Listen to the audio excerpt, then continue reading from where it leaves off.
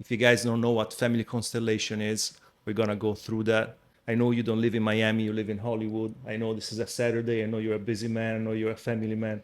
It was a little bit of a coincidence that we met. We have a mutual friend, Tiziano. Hey Tiziano, what's Hey, up? Tizzy. Look at this, man. This is like amazing. Everything is a single movement of the soul. When the universe conspires in your favor, you open through the door. You know, you don't get in this healing work. You don't get to connect with other men. You know, it's a lot. Usually, it's 85% women. Yeah. And so, connecting with another, masculine figure is always good, and to amplify that. And a lot of the work that I do is based on helping men deal with their trauma.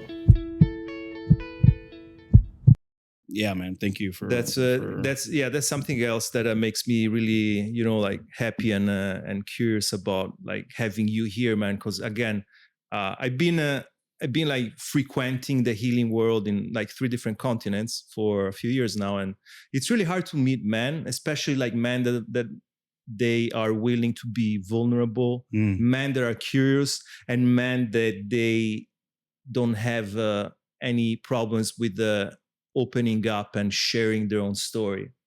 And you, because I've been doing research on you, you have your own podcast, you share your story, you talk about your past. I love that. So thank you for the service that you're doing for the community, man, because that's amazing. I appreciate that, man. I don't know. Over the years, I've learned to shed the. Can we cuss on the podcast? Whatever you say. I've learned to shed the bullshit, and the story, and I'm Venezuelan originally, and my Venezuelan culture has a lot of like, look at this, and don't look deeper, So like, I've shed a lot of the bullshit, and just I'm me, and I'm a bit of a. What you see is what you get, man.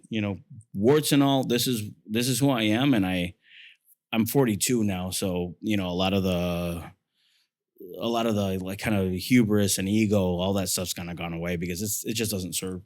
So it's you just really learn that being your authentic self is the best way to do. I love it. John, are you familiar with the hero's journey? Yes. Okay. Very familiar Thank with the hero's journey. That will save me some time. Yeah. So that's the main point of my podcast. Obviously, I talk about my own hero's journey, and people that I have conversations with, I'm curious about their hero's journey, meaning like when and where did they start their journey? What were the stepping stones? What were the challenges and obstacles? So I want to start with I know you have some sort of an unusual background because you have a American accent. You are very American, but you also have a Latino background. So how's that? Where does your story start? Yeah, so kind of going way back. My dad's from Venezuela, and my mom's from Michigan. So they met. There was in the 1970s. Venezuela still is extraordinarily wealthy, but had solid government, and the Venezuelan government would send their young high school students or professionals, right, to the U.S. to study English or study engineering or study whatever, right.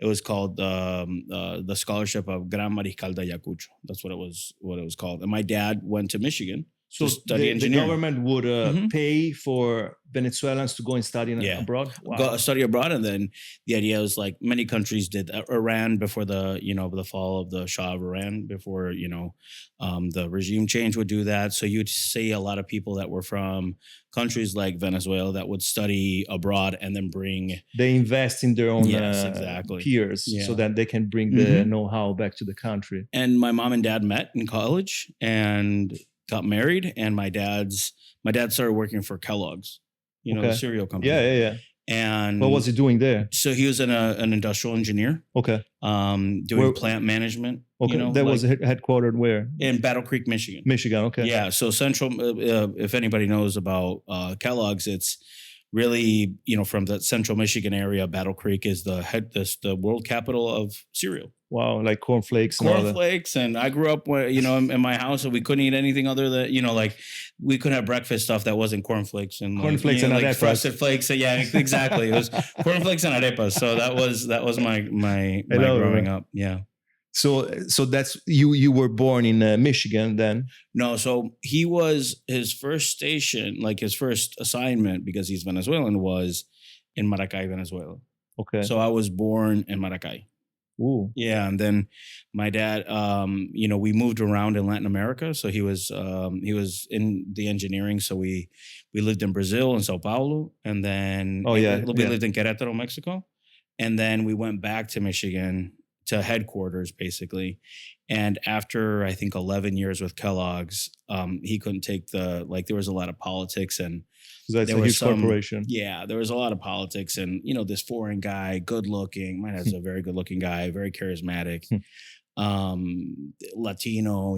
There was some prejudice there, and he had some rub there, and he was like, "I'm out." They shifted him to third shift, and he was like the assistant plant manager, like a very high position with Kellogg's, and he was like, "I'm out." So we moved back to Venezuela when I was 7. Okay. So. I kind of enrolled in first grade in Venezuela and until I graduated high school. Was it hard for you, like this nomadic lifestyle? I mean, or you were too young to growing up, I was very young, but I think some of the, lack of a better term, but the trauma started when we shifted from a very stable life in Michigan to I didn't know the language. Like I got to Venezuela half of the first grade, and they're like, "Go for it." And I didn't speak Spanish, and I was because in your home you guys were speaking English. We only spoke English. Yeah. So I spoke Portuguese before I spoke English, but before I spoke Spanish. And in Brazil, because we lived in Brazil when I was very young, and so that part was really hard. So I always felt like I was behind. Like I was learning the language as I was going to school. So I felt like I was always very, very behind on classes. Did they bully you or called you names? Or I was always a bigger kid. Like I was bigger than the other kids. So there was some respect there. But yeah, I got chased around, and like all the kids would follow me around, and I've got guys that I've known since first grade that knew when I didn't speak Spanish that are very, very good old friends from Venezuela. Yeah, but a little bit of both. Like it was an all boys Opus Dei Catholic school. Got it. So very rigid, very by the rules, very old school thinking. Did you have nuns teaching you? No. So it was in Opus Dei is very hardcore, and they wouldn't allow female teachers. So it was all male teachers. Yeah. Wow. Yeah. It's funny, man. It's fascinating that I don't know if it's a coincidence, but I'm meeting so many Venezuelans lately. And I'm kind of opening up to that culture because I'm curious. I want to learn. How would you describe Venezuelan culture and life over there? Man, Venezuela when I was growing up was incredible. It must be a paradise. I've seen videos, photos. It was incredible. And my family's Italian, right? So my family immigrated from Italy in the 1900s, right? So Venezuela had. My grandfather used to say is Venezuela, Venezuelans are like coffee. Some have a little bit more coffee and some have a little bit more cream, so everybody's a mix. And, I have my cousin, I have a cousin that they call La Negra because she's darker skinned, and then we have a guy like me, I'm very, light skinned. So the families are all mestizo mixed families. And not only that, then you had immigration from Europe and after World War I and then World War II. And so Portuguese, Italian, a lot of Italians, Spanish. right? Yeah, we have a Club Italo, which is an Italian club. Yeah. And everybody, there's households that would, my household spoke English at home, but there was households that they only spoke Italian. And they were all first generation, second generation Italian Venezuelans. So Venezuela has this deep, complex, multicultural, that's amazing, of some of the best combinations in the world, right? So arepa with French bread and the best olive oil, and Italian cooking, and pasticcio, and lasagna that's pasticcio, and then very culturally diverse, rich. And very, very rich. Yeah. But it's like which is sounds stupid, but it's like America, but Latin, like the US, but Latin, Uh-huh. like with the Latin flavors and all the Latin things, but also with a heavy Spanish and Italian and Portuguese and European influence of that. So it was really interesting. You'd have company like people that immigrated from Italy and from Spain and Portugal that created empires in Venezuela. So like Venezuela is rich in like natural resources, very right? Like rich in oil natural resources, but also commerce. Just they had a very strong industrial park that produced goods that was that didn't solely rely on oil like it does today. And industry, right? So ancillary industries like oil production, not like oil derivative production or tire manufacturing or, assembly plants of Ford and Toyota, and Venezuela was the a labor powerhouse. was cheaper over there. Yeah, and it was a very, very strong powerhouse and a strong economy during really from, the dictatorships to Chavez, basically. Something I'm curious about, man, is totally unrelated, but how was your mother, an American woman in this world? Like, what was she like? Was she feeling like familiar with the culture? Was it a struggle? Yeah, so my mom, because a woman from Michigan in Venezuela, it sounds like bigger step. And so my mom learned how to speak Spanish through novelas, like soap operas, Venezuelan soap operas. And so she was, this 25-year-old kid in Maracay, Venezuela. There was phones were like scratchy back in the day. Like you couldn't hear anything. And the post, like to get a mail took months, so she struggled, but she was, my mom's very, very, very resilient. She's a very, very resilient woman. Wow. And she ended up being, my mom's a Venezuelan mom. It's very weird to say this, but she's from Michigan, but she's a Venezuelan mom. Is it like Italian moms, like very like present yes. How can I describe in all the good ways? Helicopter mom. Yeah, very involved, very loving, like cooking and always food on the table. Exactly. My mom is very, very, very Venezuelan, and she says things like we have. So what they call people that grew up like me is called third cultured kids. Okay. So we create a third culture. So mom has one culture, dad has one culture, and we create blend of them. Exactly. So the nuances in our family is like we're speaking English and then we'll say something in Spanish that's like perfect for the word, but then we'll say something in English and then keep the conversation kind of in both, and then we create our own subculture inside of that culture, which is how I grew up, right?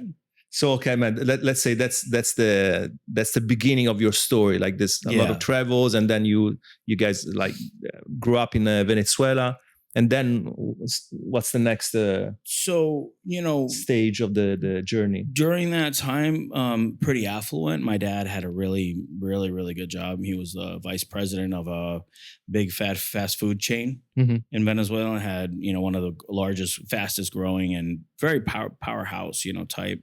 High executive. My mom was a stay-at-home mom. And then around 13, stuff started to shift.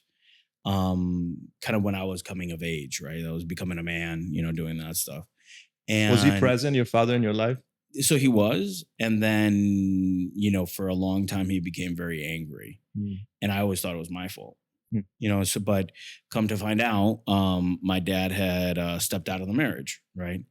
And kind of a typical thing that not typical, but sometimes happens in that culture, and had a relationship for a long time. And that started crumbling kind of the house. Right. So a lot of conflict, it was very traumatic, right? That process, they lived together, a lot of that, and through that process, he found a woman that was, I think 27 at the time, and he was 45. Okay. So judgment and the family excluded him. And, just to come to find out afterwards with the trauma work that he was just repeating a pattern, right? Like that's what creates the context of it. But my mom and sister and I created like a 3-legged stool of emergency life support, And you became sort of like the savior for your mom? Yes, exactly. I took the role of the man of the house, right? So I got, when my dad basically left the house. I got a gun and a shotgun. And it was like, you got to protect the house and you got to be the man. And I was extraordinarily angry and depressed and frustrated at life and very much in the victim, in like that victim position. So that was like really where things started to get tough.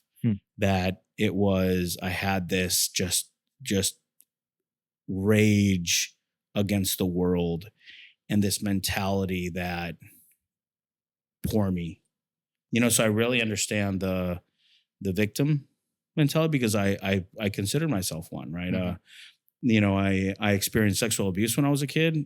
So like really understanding really how that affected me and how angry I was and how much I wanted to like lash out at the world has really given me, as a facilitator of trauma work, a lot of context on understanding, right? Like really understanding the nuances of your wound is your lens, how you see the world. And until you heal that, you can't let it go and become a victor from that victim position. At the end of the day, man, a facilitator, a healer has walked the walk. Yeah. Otherwise, it's impossible to put yourself in the shoes of whoever you're dealing with, right? Yeah. And there's a lot of stories in there that gave me context that at the end of the day, they're just lessons, right? It's like, very tough situations of having to lie for my family and like, having nothing, like really being very. We lived in this 6,000 square foot house that, we had 3 maids at one point and a chauffeur, and then we had nothing. And it was like, we lived in the same house, and they were like, one day from the next. They were like, the power company was like coming to shut off the electricity. I'm like, no, don't shut off the electricity. So how, like practically, like your mom started working or? Yeah. So, my mom started working at the U.S. Embassy as a locally hired staff in the telecom department. And, that's when our lives start getting very into like international geopolitics, right? When we lived in Venezuela, there was 3 coup d'etats. They overthrew the government, once during Chavez, once during. This was in the 80s? Yeah, well, 80s, then early 90s, and then 2000s. Early 2000s when was right before I left. But she started working with the U.S. at the U.S. Embassy in Caracas, and as a telecommunications specialist. So she was connected with, during that time, Venezuela was going through a technological change, and Chavez had just come into power. So the first times that some of the most influential people in the Venezuelan Chavista government had been exposed to the U.S., my mom brought them, on the telecom side. So she has some wild stories that are her to tell that I remember having. Like, you have her on your podcast, right? Yeah. I didn't get there. But I have her on her podcast. That podcast is amazing. She, so after kind of like very tumultuous, I was a really bad, not really bad student, but I didn't take school seriously. I barely graduated from high school. I was like, was that like the authority figure? Yes. Yeah, because I had exactly the same rebelling experience against the system. I was like, fuck you. Yeah. Basically. I don't care about you or your grades or exactly. if I'm performing. That I don't like, care. I'm not going to jump through your hoops. I'm not going to do any of that stuff. And I was just very angry, right? And the way for me to rebel was through that. And I was always charismatic and people liked me, which I could get away with a lot because of that, right? Teachers, I had one of my teachers. So in Venezuela, we do this thing where if you don't pass the class during the year, you have to go to basically how to repair your grade. Oh yeah. We got the same. Yeah, we got the same. And you have to take a test for the whole year. And if you don't pass that, you drag a subject for the next year. Yeah. And if you don't pass enough of them, you get held back a year. Got it. And so I would always have like those tests. So I'd have like 3 or 5 or 7. When I graduated, I had like 8. So, in my last year, I had one of my teachers that really liked me, give me like the answers to a test for another teacher. He's like, I took a copy of this in here so you can cheat. And I was like, no, I'm not cheating. Like very righteous, righteous victim, which is always dangerous. Huh. And, I was fighting, and I have they call my group of friends that I grew up with the Vikings. Okay. Like, we were not good kids. We were troublemakers, and we would fight, and we were kind of like, we weren't the best, Hmm. And Were your sisters affected in the same way as you, or obviously they were affected, but they had a different reaction? yeah, so my sister basically, Your sister. yeah. So I have a young sister that I'm 2 years older than, and then I have a sister I'm 20 years older than. Got it. Okay. So okay. from my dad's second relationship. Got it. And so my sister basically had a boyfriend, and like basically just like stuck to that. Mm. And I was like, I had my friends, like my boys, and I stuck to those guys. And it was a lot of just kind of wild male energy of doing crazy stuff, on a regular basis. So we got into a lot of trouble. Like, we did a lot of stuff, we did. And, you have some influence and some leeway, so you can get away with a lot of stuff. And it was just kind of, there were wild times, very wild time. My mom was like, I was a huge headache for my mom. It was a massive source of heartburn, which, I've apologized over the years for, but never in jail, never stole anything, never did any permanent damage to anybody. But, there's some How people. is the system over there, or at least at the time? Was it like flexible or kind of like rigid? So if you're breaking the law, you're Lawless. Oh, all money. Like, you can get away with murder if you have enough money. Even back then? Back then, yeah.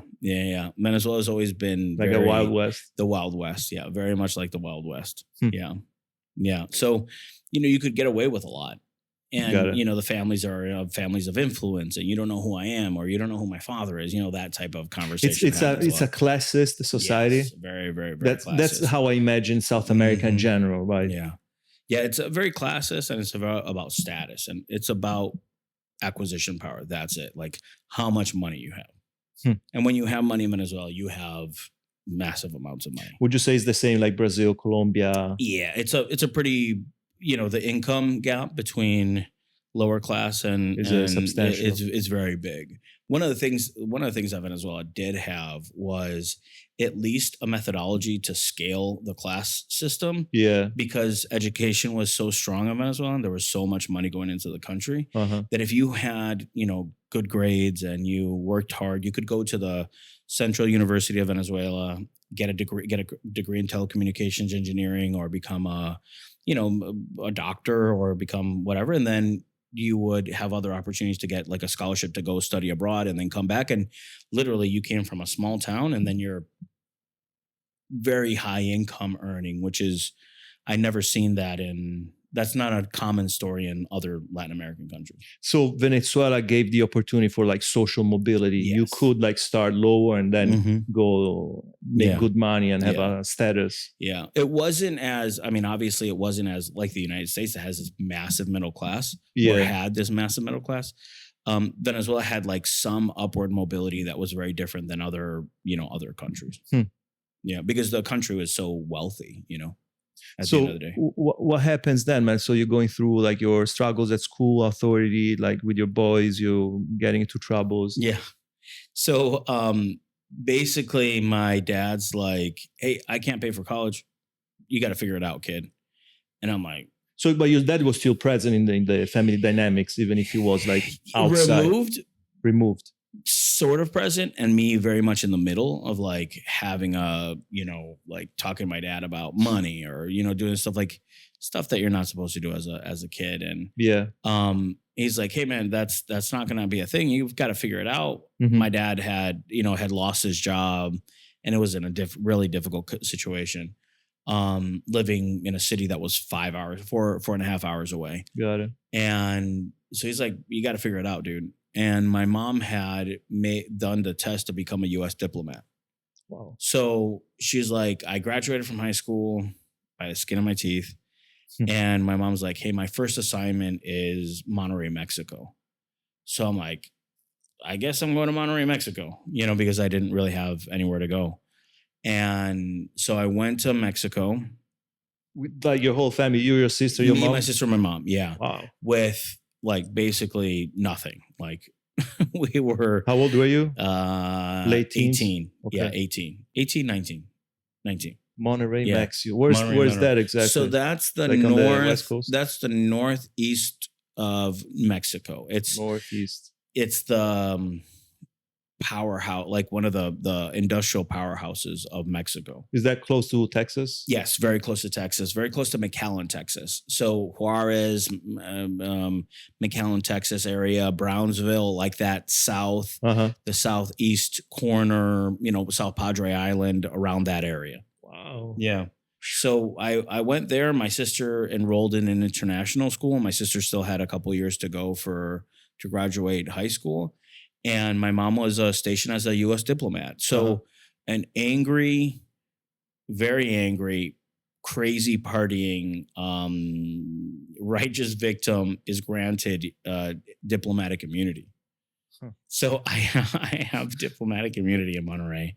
I'm partying my ass off. Oh, because that covers the whole family once you're a diplomat. And I had a card. How does that work, man? Like you cannot be arrested. No, you can't. You can do like basically you're totally above the law. Above the law, yeah. You have a diplomatic passport. It's black. It's a U.S. passport that says diplomatic on top. And you don't need a visa. You don't need permits to travel. Yeah, you kind of have immunity. It's wild. It's the craziest thing in the world. You still have it? No. That's long gone. But I got really lucky, and I got in with a group of guys there that have been lifelong friends that just adopted me, because that's not Monterey's culture is a little closed, and it's like if you're from outside of Monterey, you're not from there, right? Okay. And there's a ton of money in Monterey. What's the main economy over there? Oh, they have something called the Grupo de los 10. So it's like these 10 massive industries that are based out of Monterey, Mexico. Okay. So steel, transportation, Mexico is glass, super rich country. Crazy, like crazy. And San Pedro Garcia is like where we lived. It was the neighborhood where we lived. I think that's what it's called. Called San Pedro. It's like the Beverly Hills of Latin America. It's ridiculously wealthy. And, $8 million houses, like everywhere, like just anywhere. Like Mercedes, BMW. Yeah, Mercedes, BMW. Like I remember getting to Monterey and these, I see these two 16-year-old girls, blonde hair, like brand new BMW convertible, like, like that, like Beverly Hills, LA type, very much like that. And all the kids that went to the international school, Yale, Brown, Harvard, MIT, you're like, man, these guys are just powerhouses, And so I got adopted by a group there, and I was like the crazy Venezuelan gringo with diplomatic immunity, so I got away with murder. It seems like, sorry if I interrupt you, man, you have this ability to adapt to every environment that you go to. You're a very chameleon. Yeah, like a chameleon. Chameleon, yes. Yeah, like a chameleon, yeah. Like you travel, you go, like you move, and you have this ease to adapt to the environment. Yes, yeah, very much so. Yeah, I mean, it's survivability in one way or another, right? And I was there for a little while, very angry. I was like, like the typical arguing with your mom on the phone and then throwing the phone against the wall, like that, that type of anger. I got into a little bit of trouble in Monterey, but nothing too serious, but, just doing stupid shit, right? Just doing dumb things. And at that time I was kind of rudderless, like just trying to figure out what I'm going to do with my life. And my best friend, so I have one of my closest friends. He's been one of my closest friends he was the best man at my wedding. He was at UF, and he was like, hey man, come to UF, come do this. And I'm like, dude, if I go there, I'm going to amount to nothing. Because you had dual passport, obviously. Yeah. I'm a US citizen born, outside of the United States. Got it. And, he's like, come to UF and go to school and do this stuff. And I'm like, a bunch of my Venezuelan friends were going to Gainesville to go to school. And I'm like, man, if I do that, I'm just going to party. Because that's what I was doing in Monterey. I was just partying. I worked as a visa clerk for a little bit. And I did a couple kind of odd jobs and things here and there. But I was just being a disaster. And my cousin had just joined the Navy. And we were on one of those trips to McAllen, Texas, and we go to the mall, and there's like a simulator for an F-18 or something. And I'm like, oh, let's go talk to the Navy. And my mom's like, I'm like, let's go immediately talk to the Navy. So I go and I see the Navy office and it's full. It's like full of people. And I see the Air Force and it's empty. I'm like, okay, let's go look at the Air Force. So I go in and they said, you got to take this thing called the ASVAB. And I'm like, okay, whatever. And like, what do you want to do? I'm like, I don't know, man. Like, whatever. Like, literally whatever. So I pass the test and I go in as open mechanical. And they're like, hey, you're going to go in as this is what you're going to do. And I was like, okay, that's fine. So This was the Navy. this is the Air Force. Air Force. Yeah. Okay. And so Air Force is like Top Gun. Just to get an idea of yeah, the Air Force is like the most technical of the branches, right? Got it. And so they, I was like, maybe I want to join the Marines and join the Army. And then I'm like, no, it was the middle of Iraq and Afghanistan and all that stuff. So you really had a calling for that, or it was more like, I don't know what I want to do in my life. I don't know what to do with my life. I'm just going to do this. Did you feel like called to like that world of discipline and structure and authority? Was it like So a subconscious? so I needed that for sure. In retrospect, the military was the best decision I could have ever made, right? And so I got a job as it's called an aerospace propulsion specialist. So I was a jet engine mechanic on aircraft. And Were you skilled in that, or you kind of? so I've always been mechanical. I've always like pulled stuff apart and put things together. I'm very technical from and it's served me in my life very much. But I didn't have any ambitions. I was like, oh, that's cool. Basically, like whatever, like I'm just willing to do whatever. And I'm not going to get shot at. I'm not going to shoot people, which is good. That's a positive, right? And I had a score that was good enough to be able to do a job like that. So I was like, okay, I'll do that. And they needed that at the time. There was a signing bonus, and they do that. They used to do that in the military. I can't remember if they still do, but it's like, let's do that. So I was like, okay, perfect. And so I was in something called a delayed entry program for a while, and it was like waiting for a date to go to basic training. Got it. And then my mom dropped me off, man, and my sister did in San Antonio, Texas. I got on a bus, man, and that was it. And then a guy showed up screaming at everybody, so. Would you say that's the beginning of your journey? So in the hero's journey, there's like the ordinary world. Yes. Like, which is like the introduction of your life, your dynamics, family, blah, blah, blah. Yeah. And then there's a moment where you step into the unknown world. Yeah. So that was very much that, like being on that bus. It's just a blue bus.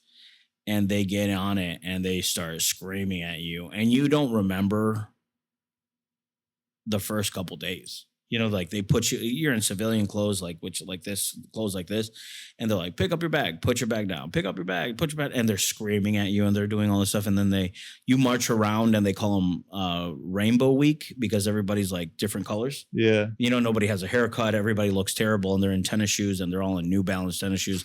And you're a bunch of idiots. Like, you don't know what you're doing, and everybody's getting yelled at. And you're with a bunch of people that you've never met before. It's like going to the unknown. Like, you're like, holy crap. And then the Air Force is more like psychological games. So they're constantly playing psychological games with you, and like trying to like poke your weaknesses. Mess with you and find out if you're good enough to be part of, one of the most powerful organizations on the planet. Did you like that, or you felt like, I don't know, maybe I made a mistake being here? No. I liked it. I very much liked it. I was very much into like a challenge, and I'm like, I'm going to do this. And I excelled at it. I did relatively well. I'd help other guys in my thing. Once I figured stuff out, I helped other guys, and I like helping. So I'd help guys figure stuff out and do this stuff and marching. And I took, like initiative. Right. And, but my recruiter always said, stay under the radar. So don't volunteer for anything, because if not, you're going to get picked on. And I'm like, okay, so I'm going to be like, I got like the shittiest job, which was like cleaning under the beds. And you find hacks to do everything. And what was the heck for this? So you put like a piece of wood, and then you put your towel around it, and then you go with another guy and you like push it around, and you do it really fast.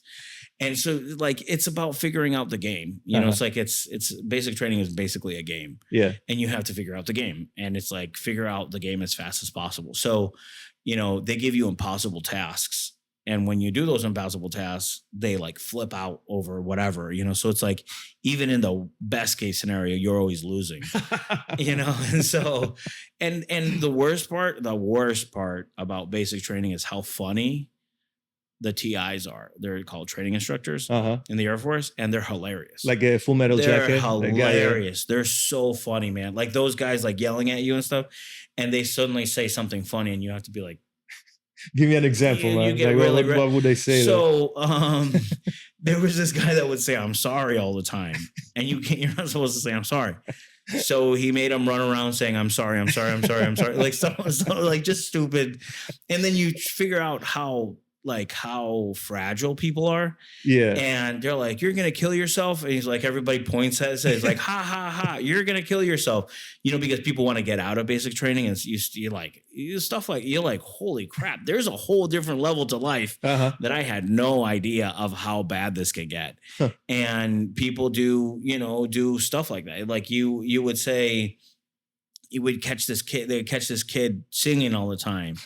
And then they'd be like, "You're a jukebox, so sing for everybody." And the kid would like have to sing like embarrassing stuff. And then, you know, this grown man like sitting at attention, and he pees himself because he was too scared to like raise his hand to say, "Hey, I need to go to the bathroom." You know, like just like stuff like that would happen all the time. So it was really funny in like the dark humor kind of way. And then the TIs would say really funny stuff. And so do you know the movie, Dude, Where's My Car? Yeah. Do you remember that movie? Yeah. What's his name? Yeah. The like Ashton with Kutcher. Ashton Kutcher, yeah. And so our TI would say, and Dan. And so you'd be like, "Sir, you know, trainee Acosta reports as ordered. Can I please use the latrine?" And he's like, "And Dan." And you're like, and then I'll come back. And they'd be like, "And Dan." And then you're like, I don't know what else to say, you know. So they mess with you, you know. They're just constantly messing with you. And then the last week, which is really cool, is like you get to once you graduate and you do all the stuff, and it's the first time that you salute the flag, and it's very emotional, and you become an airman, and it's very emotional, very pride. Like it really breaks you down and then builds you back up, which I really like that process. I really like that. And the last week you get to be like the TIs for the new recruits. For the new guys. So because the first week's so intense and nobody knows what they're doing, like it's like the last week guys like train the first week guys with the TI, so you get to see like behind the curtain. Yeah. So the TI's like, "All right, guys, this is what you're gonna do. Make sure that they take showers, make sure that they get ready, make sure that they and I got picked to do that. And I was like, "Okay, I'll do it." So I got to yell at guys and be like, "Who do you think?" You know, this guy had long hair, and I'm like, "Who do you think you are, Kurt Cobain?" You know, just like screaming at guys. And guys are like, "Sir, blah blah blah." They don't know what to do, and you're like, "Ha, I know this game now." So that part was really fun, you know, like to do. Let me ask you something, man. I'm going a little bit on this sideways. Yeah, no worries. Were you able, or now in hindsight, with all the knowledge that you have about like healing and systemic therapy, were you able to see like that there's a common thread among all these young men that go to military? Yes, the need for structure. I think the need for structure is that you know, common thread that maybe they didn't have a male figure or had difficulty with male figures, and they come into this world and find that structure. So I think that's more than anything the common thread amongst people, you know. So would you say we can always connect that with the father figure? Yeah, I think very much of direction, because the military gives you direction more than anything. And that's what we need as young males. As men, direction is the thing that we need. The military says, go that way, and this is when you're going to do it, and this is how you're going to do it, and you need to repeat it and execute flawlessly. So that portion, I think that portion is what really resonated with me, because I'm a different human being than I was before the military and after the military. So that's I really enjoyed, you know, that time and what the military gave me. Really gave me massive opportunities. So it was wonderful. I loved my time. I was in for 8 years. I was stationed in overseas, and I got to do some really fun stuff, and I got to like You were in Europe, right? yeah, so I was in England for 2 years in an operational tanker squadron. So we would fly around and take F-16s to like the Middle East and bring them back, and like A-10s and F-15s, and like we were next to an F-15 base, and we just got to do a lot of really fun. I went to Serbia, Montenegro, did some really cool stuff. Like just got to do fun stuff, and I was I was work obsessed.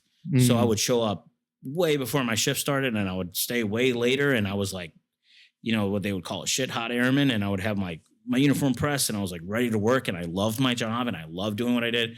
And my flight chief, Sergeant McHenry, shout out to Dave McHenry, would be like, Acosta, do you have any appointments this weekend? I'm like, no, sir. He'd be like, be on the flight line at 7:00 in the morning. I'm like, yes, sir. Where are you going? Where am I going? He's like, I don't know. Go. And I'm like, okay. So I'd grab my passport and do stuff and jump on a plane, and we'd go do Air Force stuff. Right. So like picking up stuff and taking it over there and doing it was really cool. I got to do some it was super fun. And then after 2 years of being there, I got stationed in Louisiana in a nuclear squadron, like a B-52 in the nuke world. And so that had its other set of challenges and cool things to do. But I wrapped that up and then moved to Miami. And your military life was over. Yeah, exactly. Yeah. I was done with the military. I separated from the military in 2012. Okay. And I came to start a business here in Miami. Which is what you're currently doing now? No, so I designed and patented a clothing for hospice patients, and my group of investors were here in Miami. Okay. And when I was in the military, when I was stationed in Louisiana, my mom told me, hey, so she was stationed in Romania at the time. Wow. And as a U.S. diplomat, and my sister was living with her, and she was like, hey, I'm doing this thing called family constellations. And I'm like, you're crazy and you're in a cult, and this doesn't make any sense, because she explained it to me. And I was like, you guys are crazy. And I was 25 or 26. I was a kind of a young punk kid. So the first one of the family that got into like healing and all this like branch of healing was your sister. My mom. Your mom was the first one. Yeah. So my mom had a boyfriend that was killed in a sudden car accident and, a head-on collision. And she was like, I'm in so much pain. Talking to her therapist, I'm willing to do whatever it takes. And she ended up, her therapist said, they're doing this trauma workshop. It might be a good idea for you to go. And so she went to it, and then she came back, and then my sister went to it the next time. And then they both came back. They'd be like, you have to try this. And I'm like, this is weird. You guys are weirdos. This is insane. This makes no sense. And I'm like, how? This is like, so you never had any experience of like healing world, whether it was like, I don't know, ceremonies or nothing. I was an asshole, punk kid, lead singer in a band in the military. Oh, wow, that's another story. Yeah, it's a whole other story. Lead singer in a band in the military, and just kind of a shithead. Were you messing with girls at the time? Yeah. Okay, because we haven't touched that. Yeah. So like in the worst relationships over and over and over and over and over and over again, like just terrible relationships. Got it. Me trying later to find a connection with my mother rather than, like the entanglement with the mother wound. And that's for men, that's really difficult when you're in a emotional partnership with your mother, and then you're trying to find a relationship that mimics that, and then it's like it's a disaster. So that's something that I want to ask you about. Yeah, we'll get there. That one's huge. And I went to the first family, and do you know the book The Game? So there was a bunch of books. So when I was in the military, the book The Game, it was like how to be a pickup artist. You know what I'm talking about? There's this guy. Who's the author? I can't remember. No, Neil Strauss. I think I've heard about it. So he got embedded with these pickup artists, and these guys like pick up women for a thing. And that book was very, very prevalent with everybody, all the young guys that were on the truck. Yeah. So we were on maintenance trucks. So we would wait for the aircraft to launch and, do the stuff and go fix the aircraft. And we just sit there and a bunch of nasty dudes talking. Yeah. We like going out on the weekends and having fun and doing stuff. And this book, the game would come up, and it would be like, oh no, this is what you do, and this is about, and it's like, this is how you manipulate people to get what you want, which is, crazy psychotic manipulation. Hmm. And they would always talk about like neurolinguistic programming, Okay. right? It's like to how to like influence people. And I'm like, this constellation stuff is that. I think it's that It's mind manipulation. Yeah, mind manipulation. They filled out a questionnaire. I thought it was and I always say this is like, have you ever been to those comedians that hypnotize people and they put people on stage and like, you're a duck and you're a Martian and you're, whatever. And they're like, the guy's like, quack, quack, quack. Yeah. And then it's like, they snap their fingers and they're out of it, Uh-huh. I thought it was something like that. I mean, what year was this? It wasn't as popular. 2008. So it wasn't as popular as today. So No. Yeah. And I was like, you guys are crazy. This is insane. And then my mom was like, hey, come to Romania. You don't have to, like, I'm going to buy a ticket for your birthday. And I'm like, okay. So you flew all the way to Romania? I flew from Louisiana to Romania. To do a family constellation. Well, not originally, right? So she was like, listen, you can stay at the hotel and just go to the pool and we'll do the constellation. I'm like, perfect. Great idea. I'll do that.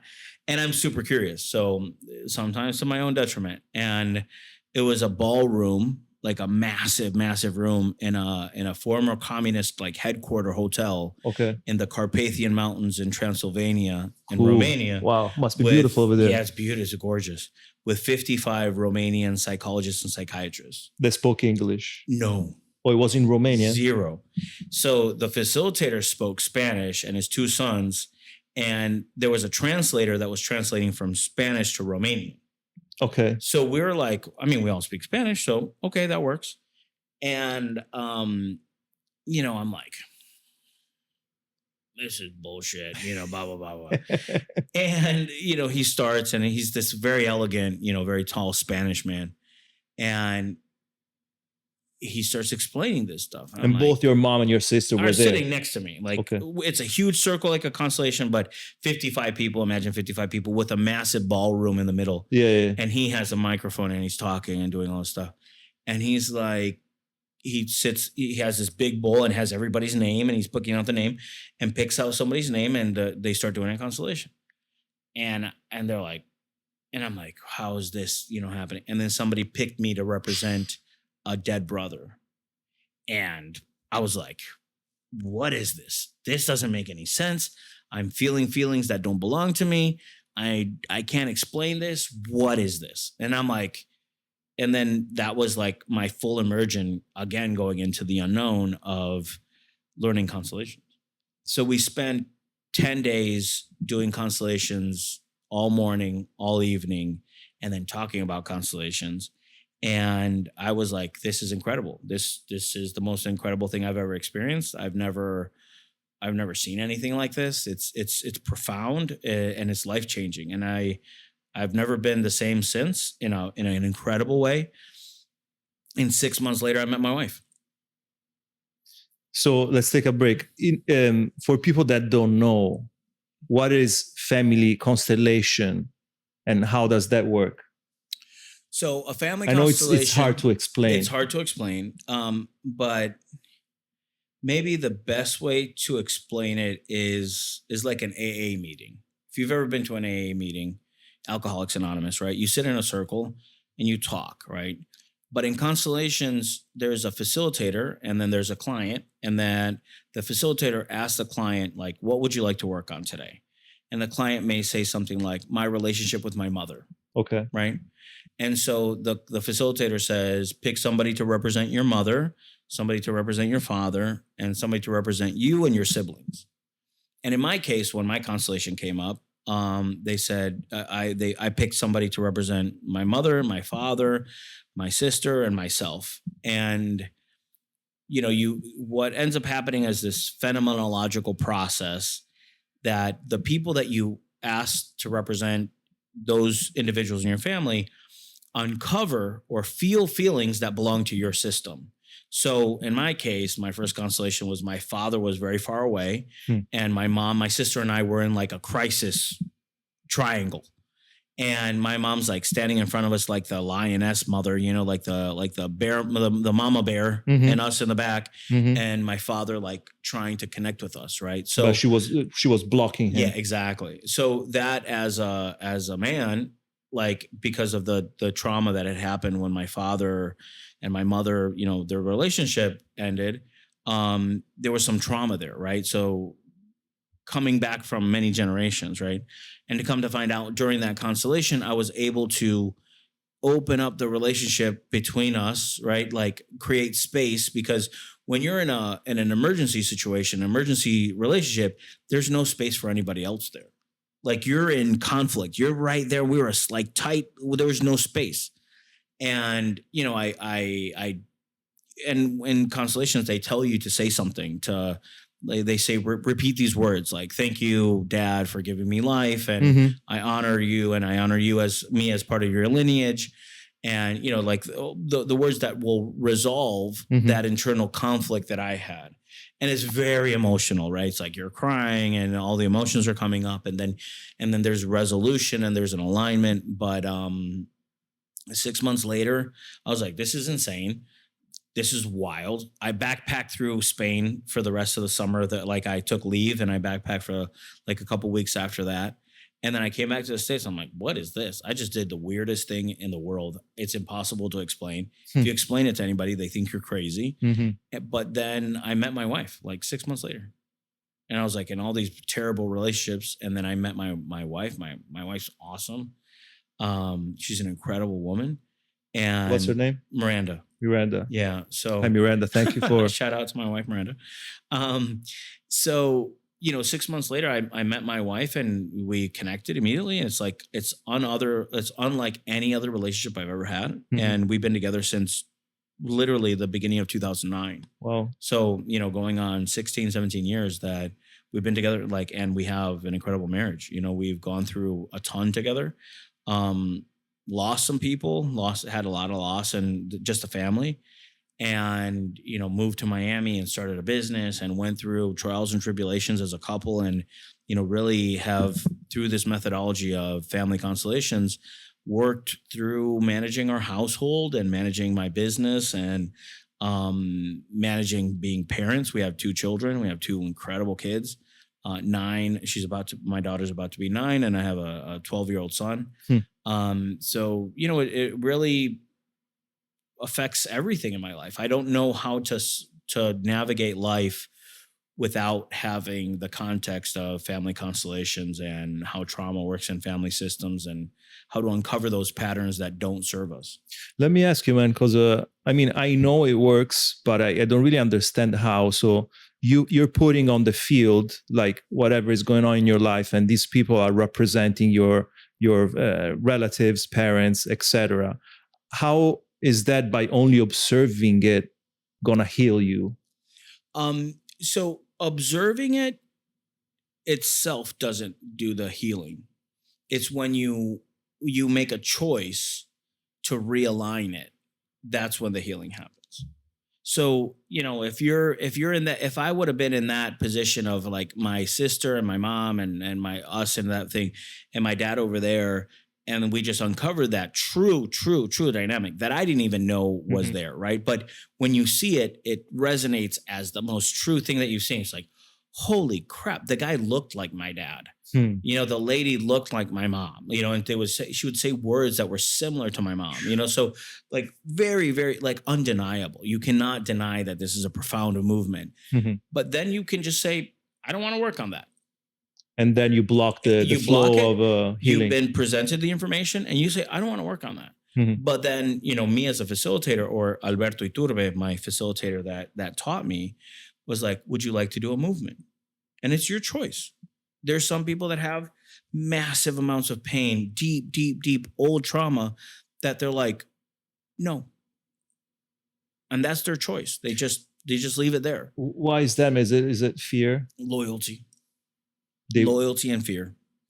Yeah, that there's a book by Steven Hausner called Even If It Cost Me My Life. That loyalty to the story and to the pain is so deep that people will sacrifice their lives for it. And by loyalty, you mean I know what you mean, but I would like for you to explain it so people can understand. So loyalty to the system sounds something like you're not strong enough to carry this pain, so I'll carry it for you.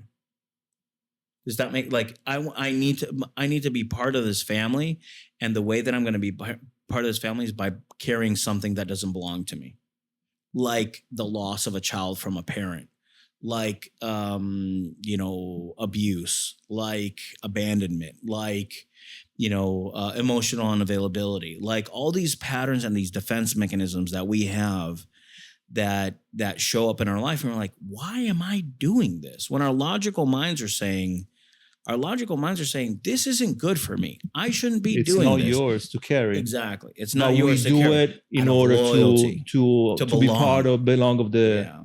To So belong to the family. by letting that go, there's a sense of guilt, and I'm not doing what I'm supposed to be doing because I'm giving this weight away. Yes. So I'm gonna feel Yeah. guilty about it. Yes. And Tiziano really has beautiful language about guilt. It's like you have to let the guilt flow. The guilt of the loss, because you thought you were loyal. You thought you were being loyal.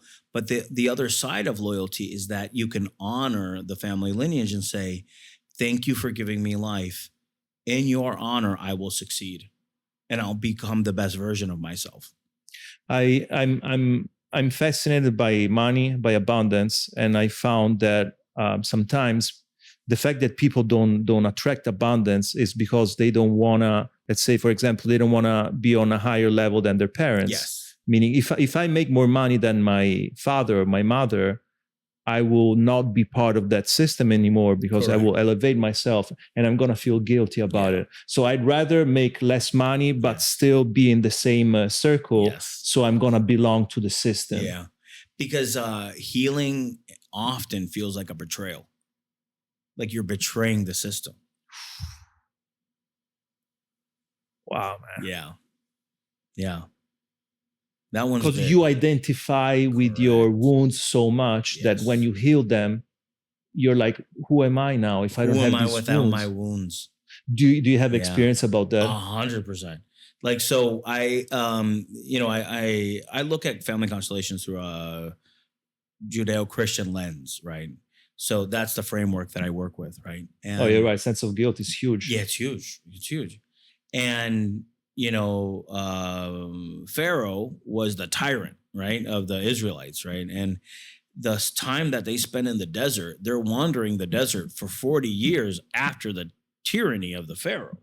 So that's called the liminal space. It's like you're just kind of like, what's my identity? Who am I? Until things settle into getting to the promised land.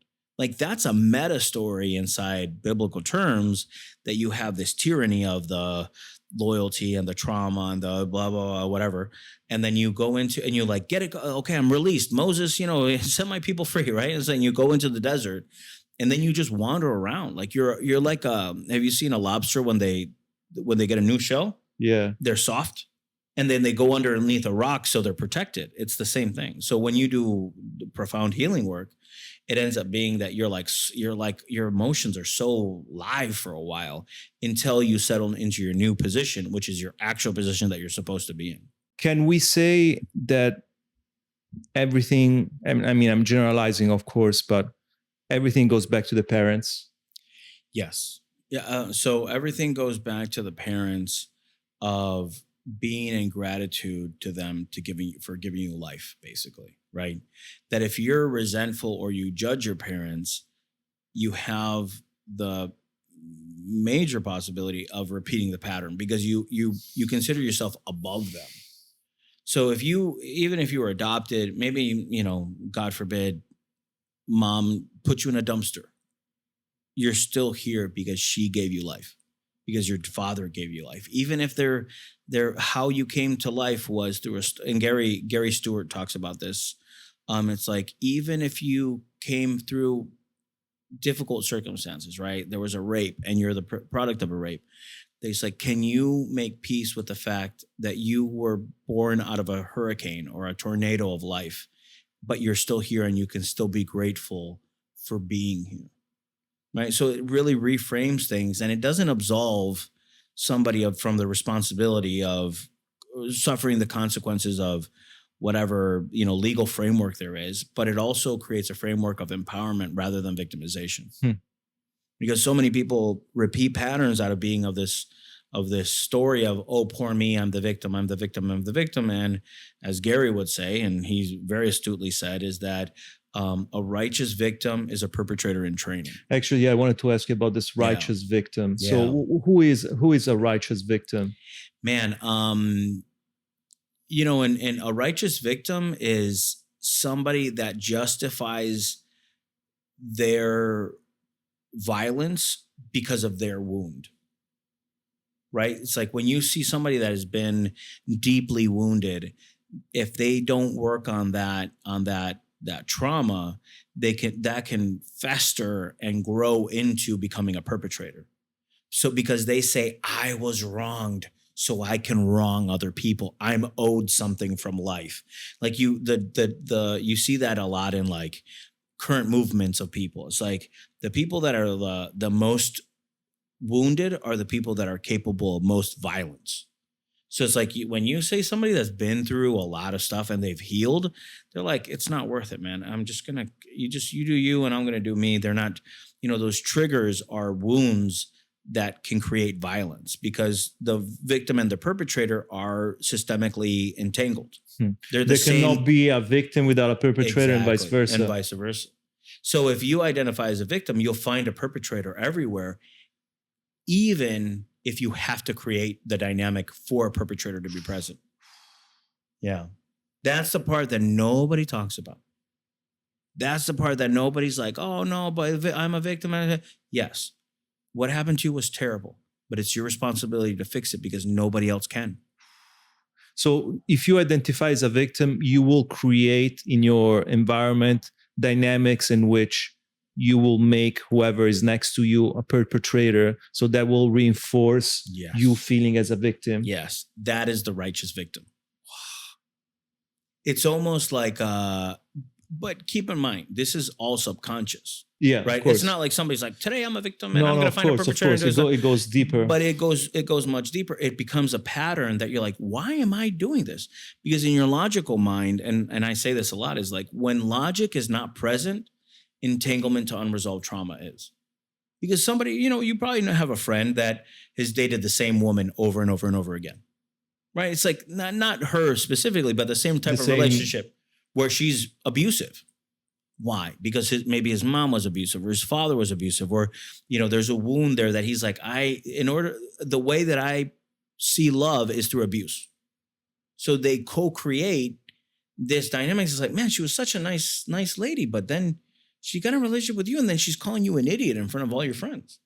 You're like, holy crap, like there's something wrong here.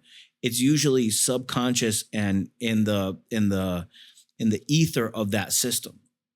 So let's say we have a dynamic like that. What and someone wants to heal that. What's the first step? So my like, what can you do right now is there's guided meditations that you can start addressing those things and give it back to where it belongs. So a great meditation is like, Mom, Dad, thank you for giving me life. I give you back what doesn't belong to me. Just that movement can be a beginning.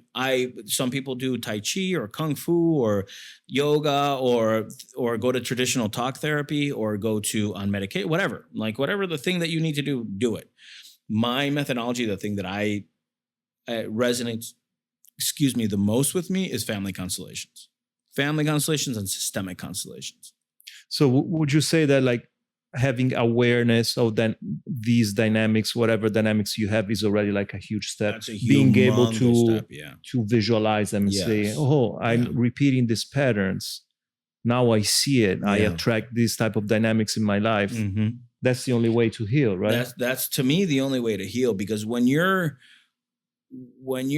in pain, you can't see anything other than the pain. If we were right here and my hand was throbbing in pain, it would be difficult for me to like see any other opportunity. So I'm like, my hand is broken. I have something wrong with my hand. Mm-hmm. I've got to deal with this right now, because I couldn't see and have this wonderful conversation that we're having, or, we go out to dinner and be present because my hand is throbbing.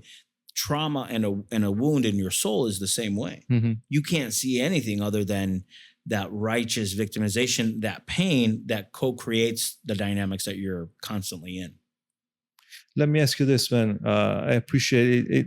Everything you explain is very clear and understanding. Would you say that certain cultures or cultures in general, they have like an collective similarities in which, let's say, I'm coming from this country, so generally people from this country, this culture, they carry a certain type of Yeah. trauma. Yes, yeah. So I've done a lot of work on this front, but I think that countries have an unresolved trauma score. Like the collective A subconscious. collective subconscious has a trauma score in some way, right? Afghanistan's collective trauma score is going to be very different than Costa Rica's, and then if you combine the unresolved trauma score with their resiliency score, then you can have countries that have like really interesting nuances. And I think it's it's going to be an emergent technology or framework that we're going to be looking at in the future to say, Germany versus Mexico versus Cuba versus North Korea have different historical traumas, Hmm. but also how that culture deals with the trauma depends on the success, right? So if you have like South Africa has a very different trauma resiliency score than Canada, right? And then you start seeing those shifts in the country, and you start really understanding that countries are also systems that have trauma loads, and their ability to deal with that trauma load and to educate their population about methodologies like family constellations is how well they can process that trauma. Mhm. If not, they continue to create Repeat those them. patterns and patterns and patterns and patterns and patterns over and over again Hmm. at scale, which is fascinating. What about, so you coming from a South American culture? I've had some experience. I was in a relation for 3 years with a woman from Colombia, so I've touched that culture and people in that culture in general. Obviously, I cannot generalize, but I've seen some patterns. I would like to ask you like your experience in regards to like that culture. Obviously, like Latino culture is huge. There's different countries, but are there like similarities? Yeah. So, one of the things that comes in, I think the trauma pattern of Latin America, particularly Venezuela, Venezuela is really the only one that I can speak of because I'm Venezuelan, right?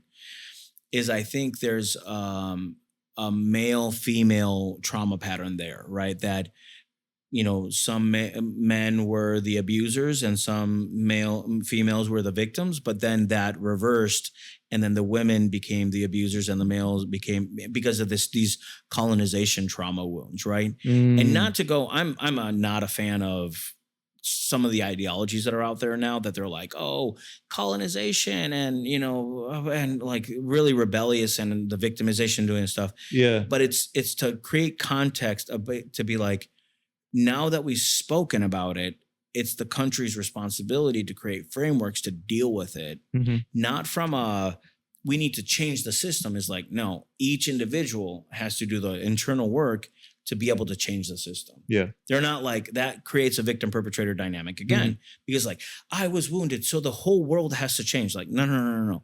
You were wounded, so you have to heal so you can change the system. It always starts from a bottom up. Yeah, it always starts from a bottom up for the individuals that compromise this, that make the system, but also compromise the system with that wound that they have as a culture. Let me ask you, man, and then we'll start to wrap up. Even though I would like to ask you a million questions, but we can do it again, man. No, I'm happy to do it. First of all, I have experience, and obviously you have more.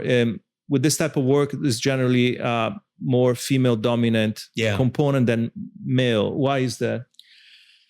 That's a great question, man. I think women intuitively, because of personality traits or personality of temperament, are more open to seeking this type of healing, right?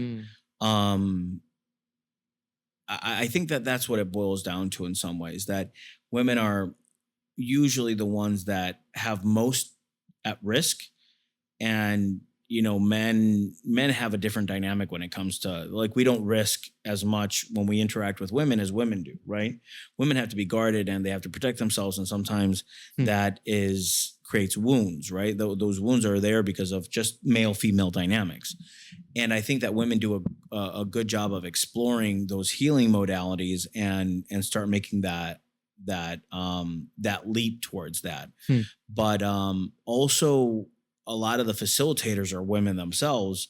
So there's not a masculine component that comes into it that can give that masculine energy into it. And so that's what I've really focused on is creating a masculine, technical, very practical environment where men can come in and just not feel, like there's feathers and woo-woo stuff going everywhere. In your experience as a facilitator, what are obviously, like, it's a very generalistic question, but what are the main struggles that men have in this society?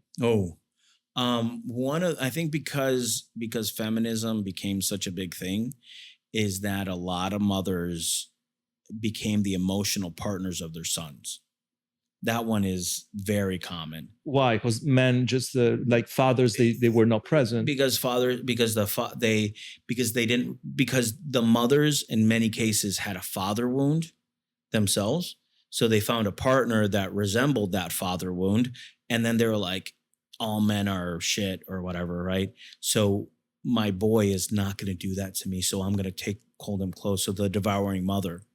So the devouring mother is that archetype of I own you and you're going to be mine, right? And so there's something called emotional incest, where the mother is the partner of the son.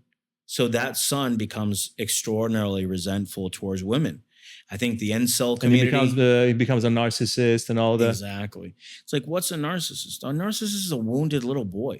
That's Tiziano mentions that in your interview with him. It's a little prince that wants the attention of the mother. Exactly. And that little prince can go to do horrific things, right? So I think, are you familiar with the incel community? So incels are men that have not succeeded in the romantic realm. So they're called involuntary celibates. And they are the Joker, right? They want to burn the world down. They want to destroy everything because they're the righteous victim. They're like, my mother, like the wound is, or the narrative of the wound is, my mother took my masculinity, so I will destroy everything to show how masculine I am. So that is, I think that wound creates genocide. Like, that wound is extraordinarily dangerous. Yeah. Would you say, and last question, man, would you say, obviously there's not some that is above the other, but would you say like the father figure is like the most important figure in a family, hence in a community, hence in society? Because once you have like a healthy father figure, you will have a healthy partner, you will have healthy kids. Or there's no, like, it doesn't really matter if it's healthy, the father or the mother, but we need a healthy parent. I think we need households that have two parents, because they both bring very specific things. Now that I'm a father, and I've been a father for 12 years, right? It's like my wife has a care and attention that I don't have, right? And I have a direction and a structure that my wife doesn't have. And the combination of both of those energies creates a healthy household where kids can thrive.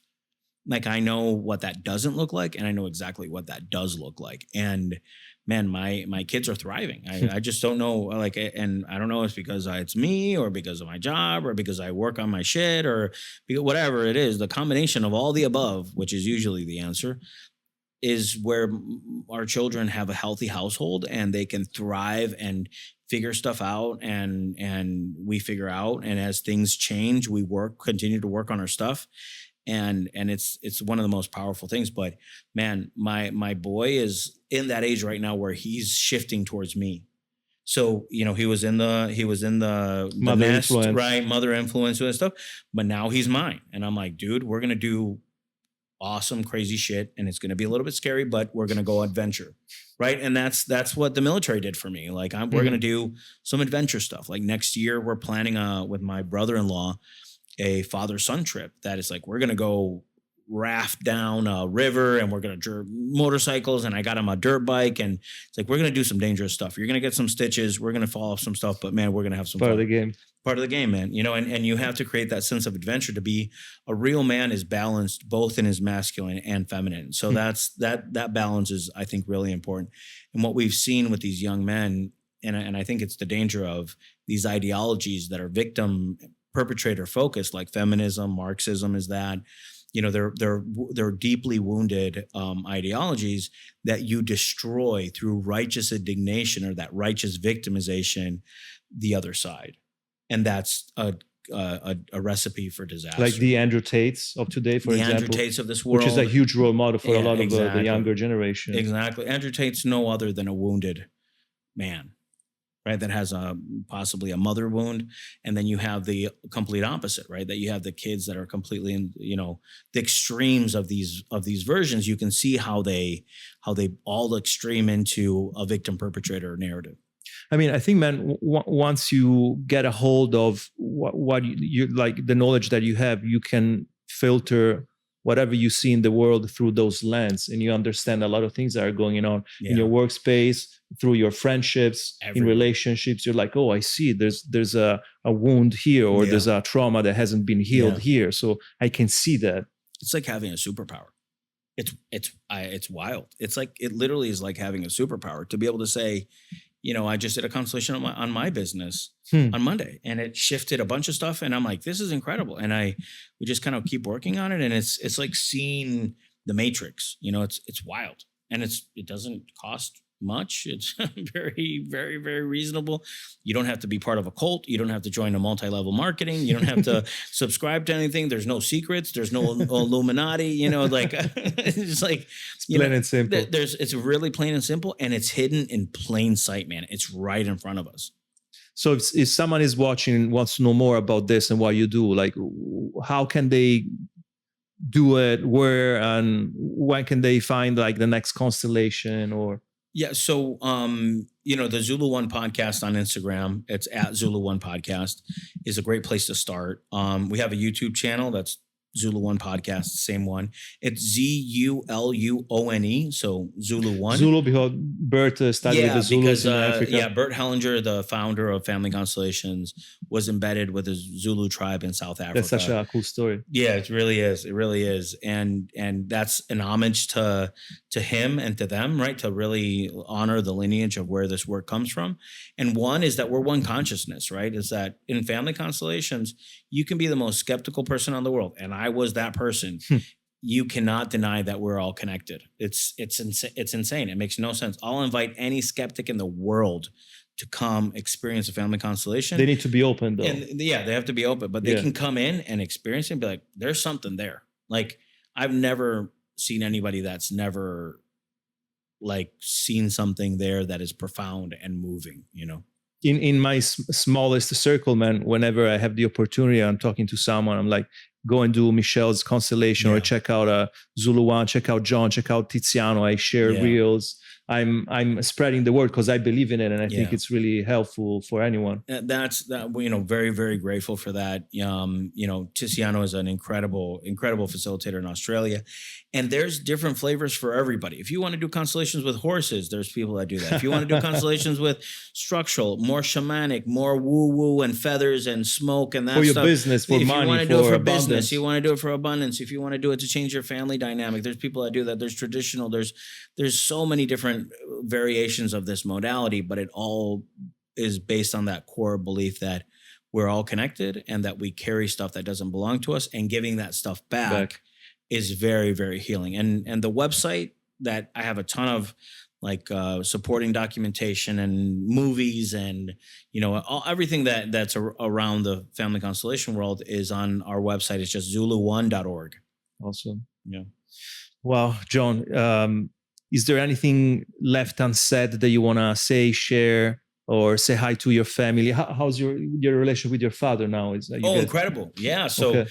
kind of on a closing on a positive note, a couple weeks ago, we were in, so my sister, my mom, my dad, and I have all been doing constellations for many years. Wow. And my dad, was at my last constellation that I was facilitating, and we were calling it the family constellation. It was the family constellation. Uh-huh. So it was my mom, my sister, and my dad, and then All at the same all at the same constellation.